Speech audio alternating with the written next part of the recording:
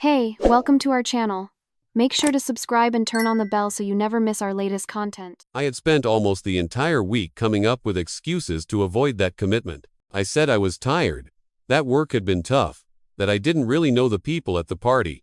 In truth, I just wanted to stay home. I would much rather have a simple dinner for two, or a movie night on the couch. Something quiet, something that was just us. But Dahlia insisted. She said it would be quick, that it was important to her, that I was always avoiding her social life. I tried to justify myself, explaining that events like this just weren't my thing, but she interpreted it as laziness, selfishness. After a brief, heavy silence, she said she'd go alone. That got to me. I didn't want to cause tension over something so small, so I took a deep breath, forced a smile I didn't feel, and said I'd go with her. We arrived at the already crowded house. Loud music spilled out of the open door, a wave of laughter and raised voices. Inside, glasses clinked. It was a group from her gym. Fit, tanned, buzzing with an energy that felt alien to me. I felt out of place instantly, as if I had invaded a territory that wasn't mine, a world where I didn't speak the language. While Dahlia easily mingled, disappearing into the sea of smiling faces, I stood in a corner, observing. I nursed a glass of wine to ease the discomfort, forced a few polite smiles when someone's eyes met mine, but I couldn't relax. My shoulders were tight, my hands felt awkward. I was a ghost at her feast. At one point, someone suggested a game, truth or dare. Dahlia's eyes lit up. She loved these silly games, always joining in with an almost childlike enthusiasm. I hesitated, a knot forming in my stomach, but given everyone's insistence, their cheerful, alcohol-fueled calls of, "Come on, Julian," I ended up participating.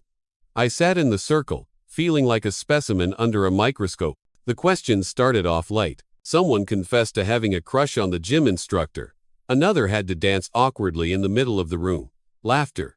Applause. The mood was loose, light, too intimate for a marriage that, if I was being honest with myself, had been dragging along for some time. I was already uncomfortable enough when it was Dahlia's turn.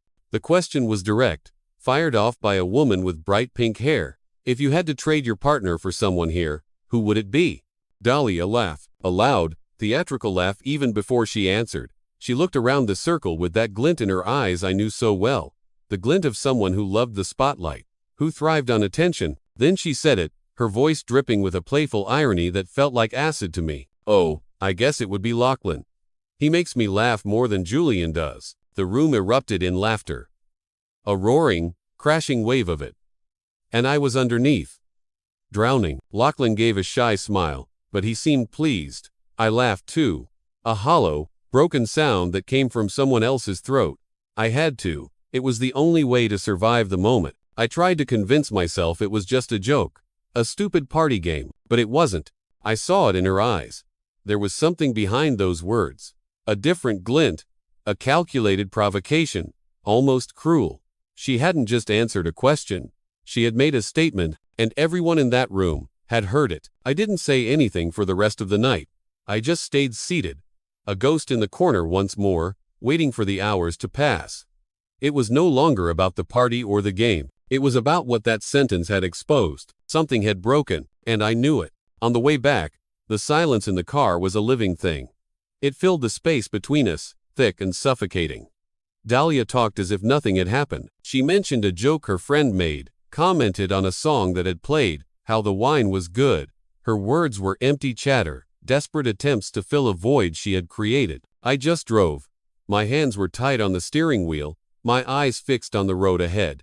I didn't comment on what I felt. I knew that if I said anything, she'd come back with the same old speech, that I exaggerated, that I was too sensitive, that it was all just a joke. So, I chose to stay silent, but inside me, something began to scream. In the following days, that scream became a low, constant hum of unease. I became quieter than usual. I woke up earlier, went to bed later, creating a buffer of time where I didn't have to face her. I started noticing details, small things that suddenly seemed enormous. The time she spent on her phone, her thumb gliding across the screen, the muffled laughs while she typed, her face illuminated by the phone's pale light in the dark of our bedroom. Lachlan's name started showing up too often in conversations. Lachlan sent me a funny video. I trained with him today. It was intense. Lachlan recommended a book to me. Each mention was like a small paper cut, insignificant on its own, but together, they were bleeding me dry. The little things, they all seemed connected to him. I didn't want to be paranoid. I told myself I was overreacting, that the joke at the party had planted a seed of doubt that was now growing into a weed, but the evidence was right there, in front of my eyes. One night, she forgot her phone on the couch while she went to take a shower. I stared at the device. It lay there, dark and silent. I felt a chill in my stomach, a cold, coiling snake of dread. I thought about respecting her privacy, about the trust that was supposed to be the foundation of a marriage. But I also thought about what was happening to me. The feeling of being pushed out of my own life, of becoming a footnote in my own story. I picked up the phone. My hand trembled slightly. The password was still the same. Our anniversary. The irony was bitter on my tongue. When I opened it, I saw the recent messages. A conversation with Lachlan.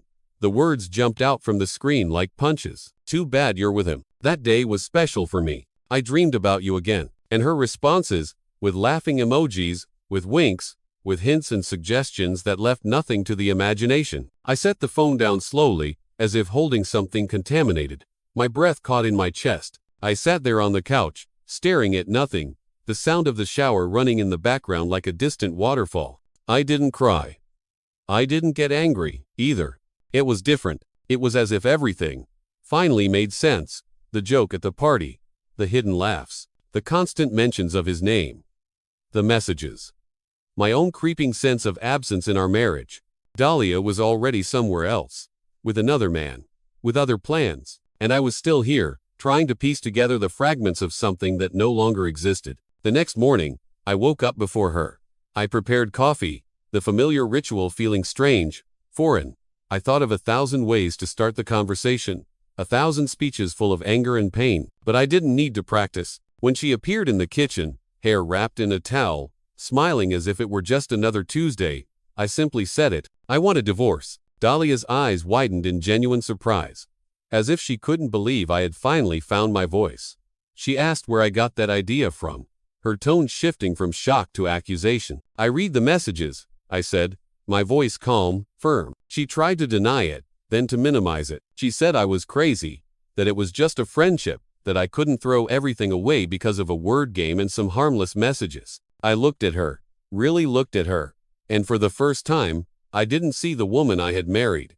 I saw a stranger. I'm not throwing anything away, Dahlia, I replied, the words feeling strangely easy. I'm just stopping to try and save something that only I seem to want to fix. She was left speechless. She didn't yell. She didn't cry. She just left the kitchen and slammed the bedroom door. I stayed there, the mug of coffee cooling in my hands, feeling an odd, hollow relief. It wasn't sadness or anger. It was as if, for the first time in a very long time, I had chosen myself. The divorce process was less turbulent than I had imagined. There were no long fights, no legal battles. Dahlia seemed relieved, almost eager to leave everything behind. Within a few days, she packed her things and left the house we had lived in for nearly 6 years. She took some clothes, personal items, a few photos, and left with the same coldness with which she had laughed at that party. I spent the first few weeks as if living within a pause. Time passed, but I felt stuck in the same minute, trying to understand what had really happened, how someone could be so close, and yet so distant, for so long. Friends called to ask how I was doing. I'm fine, I'd say. It was easier than explaining the void. The specific, hollow ache I felt when I came home from work and heard only silence filling the rooms. As draining as the marriage had been, Dahlia's sudden absence scrambled my senses. It was the phantom limb of a relationship. I'd wake up expecting to hear the sound of her toothbrush, the jingle of her keys at the door, the smell of the perfume she used before leaving for work. But there was nothing, just me, and the vivid memory of what was, and what could have been. Gradually, though, that aching absence began to transform. It became a relief. I stopped waiting for messages that would never come. I stopped checking her social media, a compulsive habit I had developed, and slowly, carefully, I began rediscovering the joy of my own company. It started with small things. I cooked for myself, not just quick, functional meals, but elaborate dishes she would have called a waste of time. I savored the process, the smells, the flavors. It was an act of nourishment, for my body and my soul. I learned to sleep better, stretching out across the entire bed. I played old songs that she hated, loud, and danced around the living room in my socks. I bought books that had been forgotten on my wish list for years, and I read for hours without interruption. I even allowed myself to laugh alone, finding humor in the simple things that once went unnoticed. My life was no longer a negotiation. It was just mine. It was during this process of quiet rebuilding that I stumbled upon it. I was browsing through social media aimlessly when a photo appeared in my feed. Dahlia, smiling, holding hands with Lachlan. The caption was straightforward. Something about new beginnings, as if they had never needed to hide what they were experiencing. It was as if everything I had suspected had been an old fact, just waiting for the right moment to be revealed to the world. I stared at that image for a few minutes. I expected to feel a surge of anger, a stab of pain, but I felt nothing of the sort. The feeling that overwhelmed me was different. Confirmation. There it was. Proof that I had made the right choice by stepping out of that story. I closed the app and went back to my book. Time passed. News came sporadically, through the grapevine of mutual acquaintances. A colleague mentioned that Dahlia seemed to be doing well, that she was living with Lachlan. Another mentioned they were making plans for the future. I avoided getting into details. I had gotten used to moving forward, to looking ahead instead of behind, until, during a casual lunch with an old friend, I heard something unexpected. "Did you hear about Dahlia? She's pregnant." The fork stopped midair. I stared at my plate as if I had forgotten what I was eating. Pregnant. It wasn't surprising, considering how involved she seemed with Lachlan, but still, it caught me off guard. The idea of Dahlia becoming a mother, with another man, created a strange conflict within me. We had never talked seriously about having children, maybe because our relationship didn't leave room for shared dreams. But still, the news shook me. The following days were silent. I tried to occupy my mind with work, with my photography, with anything that would distract me from that thought, until another piece of news arrived, more abrupt than the previous one. It came in the form of a text message from that same friend. "You won't believe this. Lachlan is gone.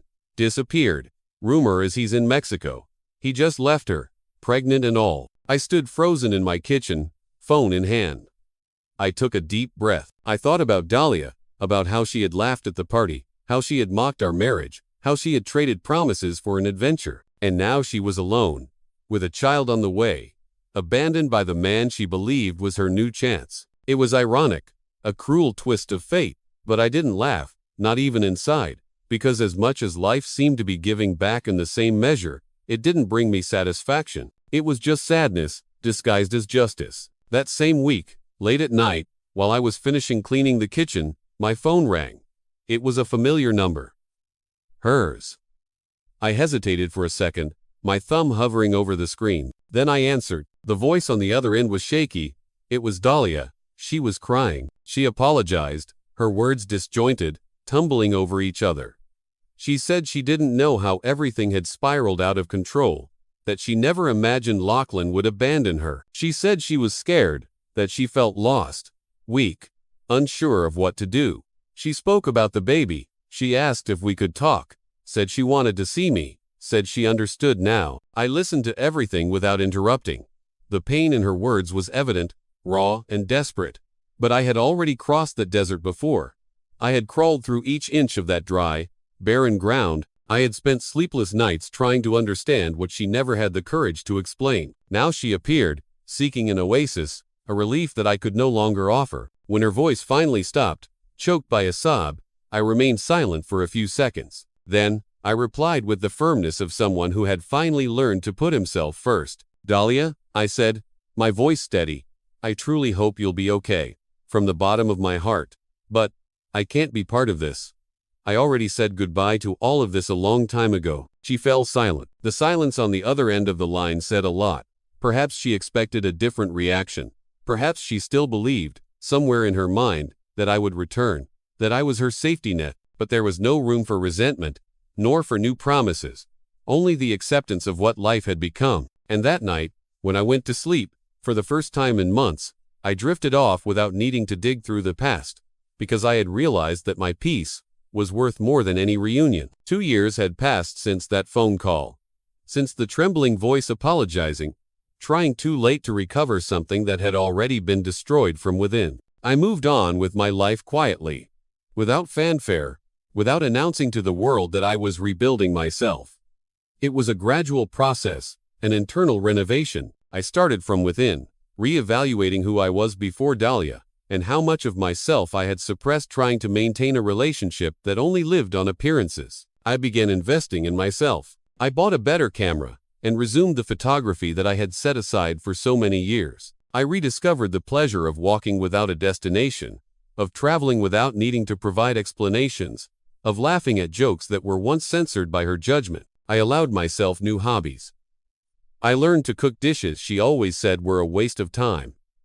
I wrote short texts that I published anonymously in online forums, texts about new beginnings, about pain, about freedom. I started hanging out with colleagues from work, attending cultural events, exploring neighborhoods in the city I once avoided out of habit. Gradually, my life stopped being an echo of what it used to be. I stopped going in circles and started walking in a straight line, even if I didn't know exactly where I was heading. One Sunday afternoon, I went out to buy some things at the neighborhood market. The place was crowded as always, shopping carts, bumping, hurried voices, children running between the aisles. And it was there, between the bread section and the canned goods, that I saw her, Dahlia. She was thinner, her hair tied up hastily. She wore a simple shirt, worn-out sneakers. She pushed the cart slowly, and inside was a little girl, about 1.5 years. Thank you for watching the video. If you enjoyed it, don't forget to subscribe to the channel and turn on notifications so you won't miss any updates. See you next.